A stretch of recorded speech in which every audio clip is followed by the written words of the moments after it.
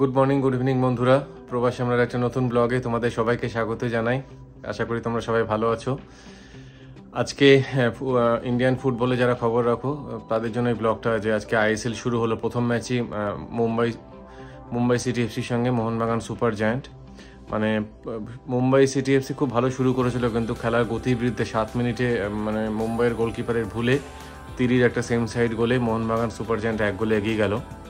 আর তারপর 28 মিনিটে অ্যালবার্ট রড্রিগের গোলে মোহনবাগান সুপার জায়ান্ট 2-0 এগিয়ে গেল। মানে প্রথমার্ধের শেষে 2-0 স্কোর ছিল। মুম্বাই সিটি এফসি দেখলাম যে মানে বিপিন সিং বাদি থেকে অনেকগুলো মানে প্রচেষ্টা ছিল, কিন্তু কোনোটাই গোল হয়নি। কিন্তু দ্বিতীয়ার্ধের শুরু থেকেই খেলা ঘুরে গেল। মানে মুম্বাই সিটি এফসি মানে দেখিয়ে দিল যে মানে কীভাবে কামব্যাক করতে হয়। মানে এরকম জিনিস ওরা আগেও করেছে। মানে প্রচুর মুহুর্মুহু অ্যাটাক, 70 মিনিটে তিরির গোল, সেখান থেকে 2-1। আর প্রেসিং ফুটবল খেলতে খেলতে মানে 90 মিনিটে ক্রোমার গোলে 2-2 অমীমাংসিতভাবে ম্যাচটা শেষ হলো। দ্বিতীয়ার্ধের মাঝামাঝি থেকে খুব বৃষ্টি হচ্ছিল মাঠে, দেখছিলাম।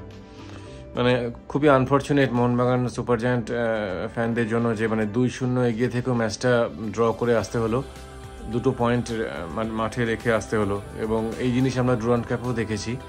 যাই হোক, মোহনবাগান সুপার জায়ান্টের কোচ মৌলিনা, উনি বড় কোচ। মানে আশা করি উনি টিমের ভুলগুলো শুধরে নেবেন এবং মোহনবাগান সুপার জায়ান্ট পরবর্তী ম্যাচ থেকে মানে এর থেকে বেটার পারফর্ম করবে। আজকে ব্লগটা এখানেই শেষ করলাম। এটা হচ্ছে আইএসএল এর আপডেট। সবাই ভালো থেকো।